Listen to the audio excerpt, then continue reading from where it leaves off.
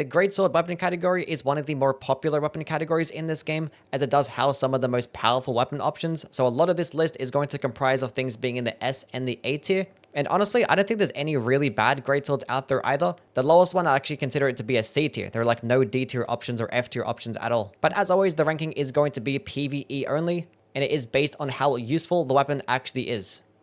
Starting off at the bottom, the Forked Greatsword. Now this weapon is not bad by any means. It's a greatsword that gets passive bleed, the regular greatsword moveset. It's going to be perfectly fine, hence it being in the C tier, but I still consider it to be the least useful greatsword in the game because the Flamberge exists. This is another blade-based weapon, but it just gets more range and much more damage. There's going to be the difference of the one-handed heavy attack. With the Forked Greatsword, it's a downward slam. The Flamberge gets a horizontal swipe, which I honestly prefer the downward slam just a bit more. But the range and damage difference is like way worse to the point where I wouldn't really care at all. I think the only purpose of the Forked Greatsword is to pair it alongside the Flamberge if you wanted to go with like a power extending occult blade build, because you can only get one Flamberge per playthrough. But outside of that, I wouldn't bother using it. Number 23, the Inseparable Sword. A very cool looking greatsword, but unfortunately very mediocre. It does get the same moveset as the Banished Greatsword, which is actually a bit faster than like the regular greatsword moveset with those two-handed light attacks. It does get a pretty decent faith scaling, does get some split holy damage, but unfortunately it just comes with Sacred Blade, which is a good skill, but it's not unique. So you can just put Sacred Blade onto the Banished Greatsword, and that one is just going to be a better weapon. You literally get more damage at every single level, unless you're at those really high levels and spec into more dexterity and strength, and you might think with the B scaling it gets in faith, the Sacred Blade Ash War would be doing high amounts of damage, but no, putting Sacred Blade on the Banished Greatsword still makes it do more damage. And obviously that's a weapon that can be infused, so if you fight some enemies that are resist to holy damage, you can just switch off to a Flame Arts infusion instead. So I just consider this to be much worse than the Banished Greatsword, especially because you get it later in the playthrough. The only use this weapon actually has is that it is a somber weapon, so it's going to be easier to upgrade, and that's it.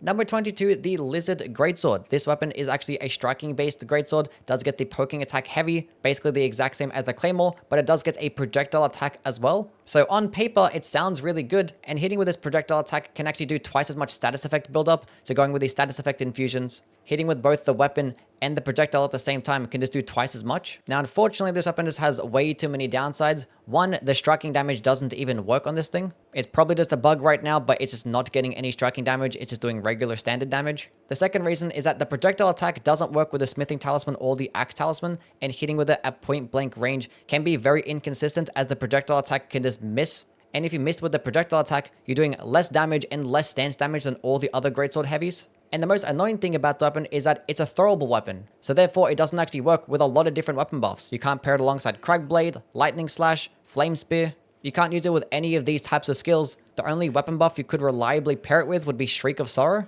which is a decent buff, but you're definitely limited on a lot of different options. So if it could just be paired with a lot of different types of skills, have it work with those specific types of talismans, and actually have it do striking damage, it'd be a lot more useful, but as of right now, I don't really like using it. Number 21, the Bastard Sword. Now this is just a regular generic greatsword in this game. Get some decent damage, some decent range. This thing can actually outdamage the Claymore, but I still wouldn't really care to use it over the Claymore because that one obviously gets the better heavy attack. But if you don't really care about the poking heavy attack, then the Bastard Sword can just be very nice. But unfortunately, it still has to compete with things like the Iron Greatsword and the Gargoyle Sword, and those things can just get a lot more damage for the exact same moveset and basically the exact same range too. But this weapon is a bit lighter and it is easier to acquire as well. So it is going to be a perfectly fine option, but if you did want to like min-max and optimize your build, you're better off going in a different direction. Number 20, the Knight Greatsword, which is another infusible greatsword in this game. Does get some very nice range, some decent damage, does get a unique light attack combo when two-handed, as it does get a mix-up of these vertical and horizontal swipes. And this moveset is a little bit faster than like the regular light attack combos that the regular greatswords get, so it might just be able to result in a bit more DPS. But the reason why it's still going to get this low is because the Banished Knight Greatsword exists, and that one is like the exact same thing but just better because it gets more damage. It doesn't get as much range, but the range difference is so small that it's not even that noticeable. But the damage difference definitely is. Like, I don't really know why both of these weapons exist. One of them would have been perfectly okay. They both can be acquired at the same point in the game. They're both pretty hard to farm. So yeah, the Knight's Greatsword is a perfectly fine weapon, but I'd rather just go with the Banished Knight's Greatsword every time. Number 19, the Helphen's Steeple. Now this is a weapon that looks really cool, and that is going to be the reason why most people use it. But outside of that, there is almost no reason to use this thing over the Darkmoon's Greatsword. It is just worse in almost every single way. The Darkmoon Greatsword can just get more damage at higher intelligence levels, The Helphen Steeple does get a slightly bit better strength scaling, but only when you get to about 40 strength and 80 intelligence will the Helphen Steeple actually outdamage the Darkmoon Greatsword, or if you actually do use the skill, because the skill does give you a bit more of a damage boost than the Darkmoon Greatsword does.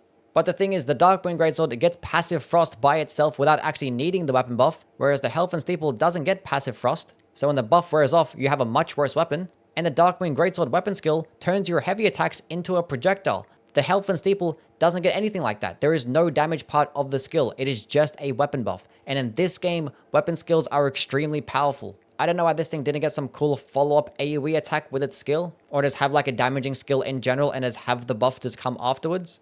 Because having your weapon skill just be just a dedicated buff to just add 110 more magic damage and 80 more frost damage is not really good enough in this game. Especially because there's lots of different skills in this game that work as damaging attacks and just give you better buffs.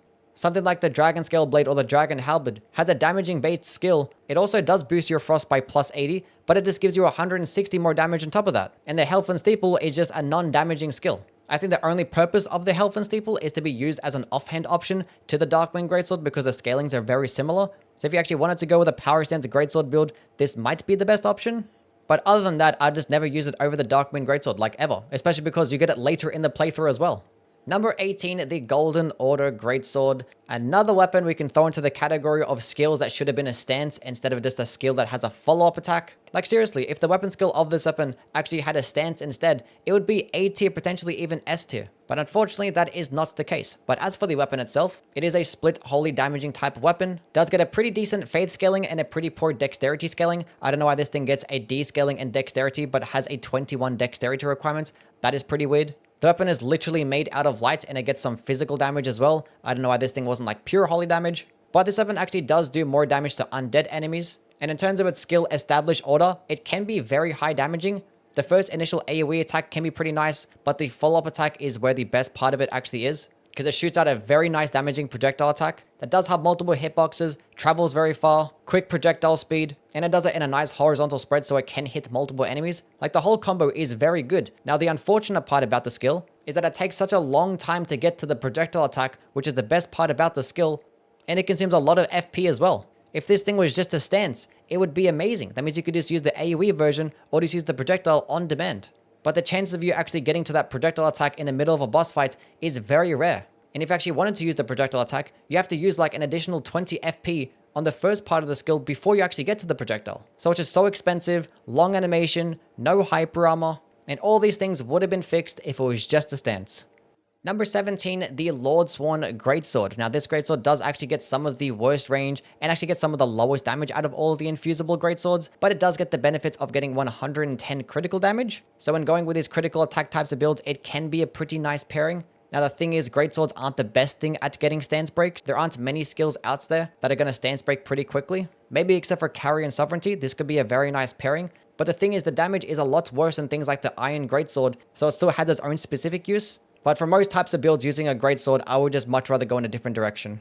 Number 16, the Greatsword of Damnation. Now this weapon is mainly just meant for PvP, so in a PvE list it is not going to get that high. But it still is relatively decent. Does get an okay strength scaling, but unfortunately its dexterity and faith scaling are not as good as I get a D in both. So its total overall damage is not going to be that high. It does get the same moveset as the Claymore with those poking heavy attacks, which are really good because they come out really fast, cover a nice distance, and obviously do some piercing damage. But in terms of its skill, Golden Crux, it does do this little jumping attack, AoE explosion upon landing to the ground and doing the follow-up attack. Now this whole animation can be a bit long, and you can get staggered out of it as well, and it can consume a lot of FP. But if you actually do land it against NPCs or other players, it is going to perform as a grab attack, and that follow-up attack is going to be guaranteed. So that's what makes this weapon more for PvP. Now I'm still going to find some value in PvE because there are a lot of NPC fights in this game, especially in the DLC, so it does have a use there. But if you did want a holy strength type of build that has a nice AoE, using things like the Ordovis' Greatsword or the Marais Hammer are just going to be much better options.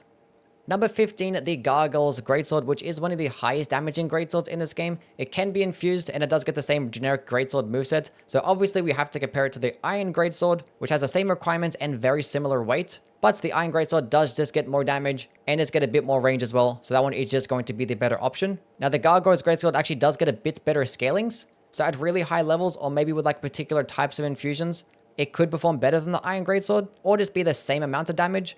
At max level strength, the Iron Greatsword just gets like 1 or 2 more AR. But I'm still going to find some value in the Gargoyle's Greatsword because the Iron Greatsword has to be farmed, and the farm for it is not that fun either, whereas the Gargoyle's Greatsword is a guaranteed drop. So if you actually weren't bothered to farm, the Gargoyle's Greatsword is going to be a nice alternative. But if you did want to put in the effort to farm, the Iron Greatsword is the better option. Number 14, the Sword of Milos, which is a passive bleed greatsword in this game. It cannot be infused, and it does also have a strength and dexterity scaling, so its total overall damage is not going to be that high, but with that passive bleed, it can just turn it into a viable option. Now, in terms of its skill Shriek of Milos, it actually does boost your physical damage and just give you +5 to your strength stat, and it does change the moveset of your heavy attacks. Now, the skill is very similar to things like Braggart's Roar or Barbaric Roar, but those skills I'm going to prefer more, because for some of them, they can be faster animations, just give you more of a damage benefit, and you can put them on like higher damaging weapons too. So as a primary option, I don't really care about this weapon at all, but it is going to perform very nicely as a secondary option for two different reasons. One, for every single enemy that you kill, it gives you 5 FP back, so you can just have it equipped, not even have to kill with it, and every single enemy is going to give you a bit more FP. But I think the main reason is going to be that the skill actually does debuff enemies. When enemies are actually nearby and you use the skill, they take 15% more damage, and this debuff does last 40 seconds, and obviously it's a debuff, so it's going to stack with all the different types of buffs that you have. Now this debuff is going to be directly outclassed by the Winged Greathorn debuff, but that weapon does have much higher requirements, so you actually can just throw this weapon onto most different types of builds, use it at the start of the boss fight, and it's just going to result in a lot more damage. Now it still is a longer animation, so more likely than not you're probably going to get hit out of it. The debuff will still take its effect, but it obviously does come with some risk. And going through the whole inconvenience of switching weapons back and forth can be a bit tedious as well, but it still has its uses. Number 13, the Gargoyle's Blackblade, which is a strength and faith-based greatsword, does get some split holy damage. Doesn't get the most amount of range nor the most amount of damage, but its weapon skill is very good in Corpse Wax Cutter. It basically is just a reskinned version of Vacuum Slice, which this skill is already good. It goes very far, it's very cheap, does some okay stance damage, and it's a quick animation. But with this weapon, it just adds a black flame over the top. It does look like it's supposed to be Destined Death, but it just adds the regular black flame instead. And this is obviously just going to make it just do a lot more damage, especially against those bosses with large amounts of health. It can just destroy them very quickly. And I think this skill is just top tier. It performs just as well as any other type of projectile skill in the game. And it is deserving to be in the S tier. Now, the only reason why I'm not going to put it in the S tier is because the Blasphemous Blade exists. This is another faith and strength based greatsword, but it just gets better scalings, better damage, gets the better damage type, and the skill performs very similar, but just hits way harder, goes further, gives you a bunch of health regen. So it's obviously going to be the much better option, but the Gargoyle's Blackblade still has some uses. The skill is a faster animation, it is a lot cheaper, so it's still going to be a very solid and great weapon overall, but unfortunately it has to measure up to the Blasphemous Blade, and it's going to fall short every single time. Number 12, the Banished Knight's Greatsword, another infusible greatsword, does get some of the most damage, does get some average range, and it does get a unique light attack combo when two-handed that gets the mix-up of horizontal and vertical swipes, basically identical to the Knight's Greatsword, but it just gets a bunch more damage. And with this light attack combo being a bit faster than the other greatsword light attacks, it can result in some of the highest DPS. Now, unfortunately, most of the benefits in terms of the speed increase is going to come in the later parts of the light attack combo, on like the 3rd and the 4th swing. For the first 2 swings, the difference is not even noticeable at all, and with most bosses in this game, they're not going to give you a combo longer than 2 light attacks anyway. So in that instance, you're just always better off just going with a higher damaging greatsword, especially if you're going to be spamming skills, because obviously there's no speed increase there. They're all going to have the same animation. So it can be a very solid option and one of the best infusible greatswords to use if you do plan on spamming the light attack a whole bunch. But in this game, R1 spam is not going to be as good as things like charged heavy attack builds, weapon skill spamming builds, or even jumping attack builds. Number 11, the Flamberge, another greatsword that gets average range, average damage, but it just gets bleed. So therefore, it's going to be a good weapon. It's definitely the best bleed-based greatsword in the game. So it's obviously going to have its uses. Now, obviously with status effect builds, you're obviously going to be better off with quicker types weapons. That's going to proc the statuses a lot faster. But there are some weapon skill combinations that you can pair alongside the Flamberge that could do pretty nicely, like repeating thrust could be a nice option. But as of the DLC, we do have things like the Great Katana, and I think the existence of this weapon class kind of just makes the Flamberge a lot more obsolete. But that one is obviously acquired a lot later in the game, so the Flamberge can be a nice early game option if you want those medium-paced bleed weapons. Number 10, the Greatsword of Solitude, which is a very solid strength-based somber weapon. Actually can get some of the most damage with the strength build. It's not going to outdamage the Iron Greatsword in terms of a pure strength build, but this thing actually does get a somewhat decent dexterity scaling, so going into a quality build, it can actually outdamage all the other ones that can be infused. The weapon also does get some very decent blocking. In fact, it gets the best blocking out of all of the Greatswords. So going with a guard countering deflecting build can be very decent.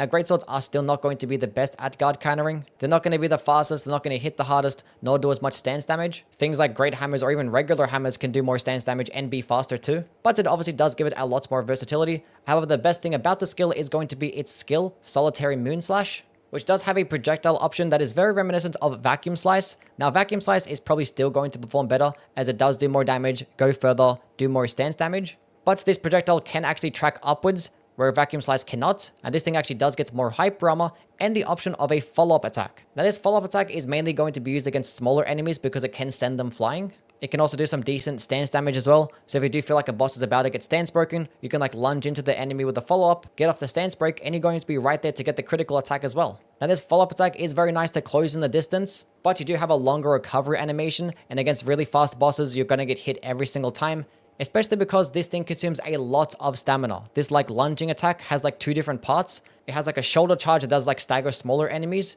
and it has the additional swing, and this entire combo can just drain your entire stamina bar. Which for me, I think that's the worst part about the weapon in general. So in most cases, you're just better off just spamming the first part of the skill in that wind projectile attack. But in that case, I'd rather just go with a Vacuum Slice build with like a regular Greatsword because it's just going to hit a lot harder. So it's a good solid overall weapon, but it does lack spell synergy due to it not having a faith or intelligence scaling.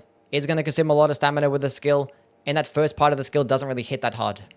Number 9, the Alabaster's Lordsword, which is a strength-based greatsword, does actually get a little bit of an intelligence scaling and some split magic damage, but you're always just best going all into strength with a weapon like this. So its total overall damage is not going to be that high. It actually is the shortest greatsword in the game, but it is also one of the lightest. But there are going to be 2 separate things about this weapon that does make it a top 10 greatsword option, and that's one is going to be its heavy attack. For whatever reason, this thing just gets Colossal Sword heavy attack motion values, so this gets just as much damage as Colossal Swords with its heavy, and its skill is going to be a very solid option as well. It is just like a reskinned version of Gravitas, and I typically don't like Gravitas because it's a short range skill, doesn't really do that much damage, and the AoE is pretty small. But with the Alabaster's Lordsword, the AoE is like twice as large. You can actually treat this thing like a decent projectile attack. You're going to sit at further distances, keep spamming the skill, do some nice damage, do some nice stance damage, and if you're surrounded by a bunch of enemies, you can just like hit them all at once. Now, unfortunately, it does like suck them towards you, which is not going to be beneficial in most cases, but between this skill and the high damaging heavy attack, I think it's a very solid weapon. Number 8, the Iron Greatsword, which is the highest damaging out of all the infusible greatswords in this game. Basically, with any infusion, this thing can just out-damage the rest. And with greatswords that just have amazing versatility, due to their movesets just being very flexible and just having lots of different types of weapon skill options. So if you're really not sure what type of build that you want to go with, going with something like a greatsword is just going to be a very solid pick, because it's very reliable as you can build it around it multiple different ways. And the Iron Greatsword is just going to be the hardest hitting of the bunch. Number 7, the Claymore, to what I consider the best infusible greatsword in this game, and that is purely because of its heavy attack being a poke. The weapon is not going to get as much range or as much damage as a lot of the other types of infusible greatswords, but having a poking heavy just brings so much variety to your moveset, because greatswords already get horizontal and vertical swipes with their light attack combos, and now having a one-handed or two-handed poke just adds so much more to it, because there are a lot of enemies in this game that are weaker to piercing damage, and going with these charged heavy attack builds with things alongside the Spear Talisman and getting off a counter attack is going to result in such stupid amounts of damage. But it still is a decent damaging greatsword, so you can just go into a bunch of different types of skills and then spam them and get some nice damage that way too. Now you might be questioning why like the best infusible greatsword is it's not going to get higher on the list and only going to get at number 7. And that's because that the Iron Greatsword and the Claymore are actually balanced, and the things that are going to appear above these weapons are just not. Like for number 6, the Sacred Relic Sword, which is a dexterity faith-based greatsword, does get some split holy damage, although some more physical. So if you are going to go up against some enemies that are really resist to holy damage, you can just use a light attacks and actually benefit still greatly. And if you actually manage to get a stance break, you also benefit greatly as well, because this thing gets 110 crit. It also does get the most range out of all the greatswords, but even then, the best part about the weapon is going to be its skill. Wave of Gold, which is basically just an ad clearing machine. There is no better crowd control weapon skill in the entire game. This thing just destroys everything in one room. The skill just goes so incredibly far in such a wide radius, does some nice damage, does knockback damage, and it's just really easy to use as well. Like, people just treat this thing as like a glorified farming tool, but it basically treats the whole game like this. Like, the only downsides I can say about the skill is that it's not going to be that viable in a boss fight, because the FP cost is large, the stamina cost is high, and the total overall damage is not that good. But with how easy it is to use and how easy it is for the skill to actually land, you could definitely cheese bosses with this thing too. Number 5, the Ordovis' Greatsword, to what I consider one of the best stance-breaking weapons in the game. Does get a nice strength and faith-based scaling, some split holy damage, which obviously this damage type has gotten better in the DLC. And in fact, the total AR of this weapon can be very comparable to the Blasphemous Blade. But obviously, its skill is what's going to make this thing broken in Ordovis' Vortex. For only 15 FP, you do this short-range AoE attack that comes out very fast, does some nice damage, it staggers enemies pretty well, and does about 20 stance damage. But when you have this thing fully charged, it's just broken. The animation might be a little bit long, but you do get some nice hyper armor, and the returns are just insane. You do just monstrous amounts of damage, you flatten smaller enemies to the ground, and you do 66 stance damage, which means that all different types of knights or omens are just going to get stance broken in just one attack. And you can just pair this thing alongside the Stone Barb cracks too, which is going to make you do over 80 stance damage, which a decent amount of humanoid bosses in this game do have 80 poise. So yeah, this thing is just an absolute stance-breaking machine with just high amounts of damage. Like, it's really good. Like, the only downside is that it's going to be short range and a slightly longer animation. That is it. Number 4, the Marais Executioner's Sword. Now, I see this weapon very similar to how I see the Ordovis' Greatsword, in that its skill is going to be a longer animation, potentially shorter range type of skill, but it has such great benefits. Ordovis' Greatsword doing really high stance damage, whereas the Marais Executioner's Sword is just going to do really high amounts of just raw damage. This thing just destroys everything. It is a strength arcane-based Greatsword, can get very high amounts of AR.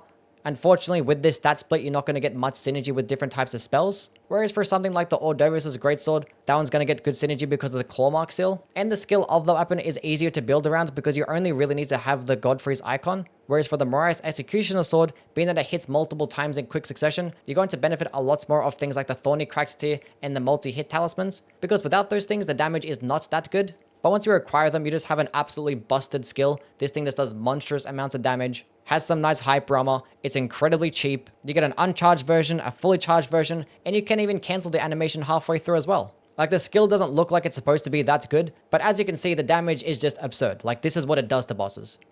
Number 3, the Death's Poker, which is an intelligence and dexterity based greatsword. The total overall damage is not going to be as high as some other types of greatswords. The intelligence scaling that it does get is only a D, but it is a pretty deceptive D scaling because it actually scales very well. And going all into intelligence is going to benefit greatly, especially because its skill does scale off it, which is going to be the reason why this thing is just broken. Because the skill Ghost Flame Ignition just does so much damage. It summons a ball that you can turn into a fire trail projectile, or just explode it, and either one is going to be really good. The trail projectile, it just does so much damage, and against all these enemies that just stand inside of it, they're going to get procced with frost basically instantly, and just have their health bars just get destroyed, and it does it in a nice projectile as well. Like, this thing just cheeses basically everything in the entire game. It just does that much damage, even against enemies that cannot be procced with frost. Now, unfortunately, this weapon does have a couple of downsides. The major one being its heavy attack, which the attack itself is okay. It is a nice lunging attack that does cover some nice distance, but unfortunately it just does a lot less stance damage than all of the other greatsword heavy attacks, and I don't know why. It gets like just a bit over half the amount of stance damage as the other greatswords get, which is kind of annoying because your skill doesn't do good stance damage, so your next best bet is going to be your heavy attack, and this isn't going to do it either. But if you just spam the skill, everything is just going to die anyway, so it doesn't really matter. Number 2, the Dark Moon Greatsword, which is a pure intelligence type weapon. Does get a bit of a strength scaling, but just going all into int is just going to benefit you the most. The weapon does get some nice passive frost build-up, and just get really high amounts of AR in general, but its skill, Moonlight Greatsword, does actually boost the weapon with even more magic damage and even more frost build-up, to where it does make it one of the hardest hitting magic types weapons, and this is going to get frost on top of that. And frost is an amazing status effect as enemies just take 10% damage, and gets debuffed to take 20% more damage over the next 20 seconds. But when this weapon is buffed, it also turns your heavy attacks into a projectile. And being that it's a heavy attack, it's not going to consume any FP. So you can just get free projectile heavy attacks that are going to do some really good damage and hit pretty hard. Now, since the DLC patch, it no longer does the same amount of stance damage that it once did. But if you are at these closer ranges, it is going to be very similar. So not only is it going to be one of the hardest hitting types of heavy attacks, but it's also going to stance break pretty quickly and also does proc frost really fast too. And the fact that you can just do this insane attack with not consuming any FP is just stupid. Like, projectile attacks just cheese the entire game. You don't have to engage with an enemy at all. You're going to sit at a safer distance and just keep spamming. And for something that does as much damage as this, all while not consuming any types of FP, it's pretty broken. Number 1, the Blasphemous Blade. I don't even know how many ranking videos I've made to where the Blasphemous Blade was at number 1, but we're gonna just add this one to the list too. It's a strength faith weapon that gets stupid amounts of AR, hits really hard, gives you health regen on kills, Its weapon skill goes stupidly far, does dumb damage, especially now because of things like the Talisman of the Dread. It gives you health regen on every single hit for some reason, so it makes for the perfect pairing alongside the Bloodsucking cracked tier. So yeah, this is like the best weapon in the entire game because it requires no skill to use. Anyway, that is the video done and completed. As always, let me know what your opinions are down in the comments below. Now, as for the next video, we're probably going to touch on the Colossal Swords and rank all of those from worst to best. So if that does interest you, please do like and subscribe. But yeah, thanks for watching. See yous.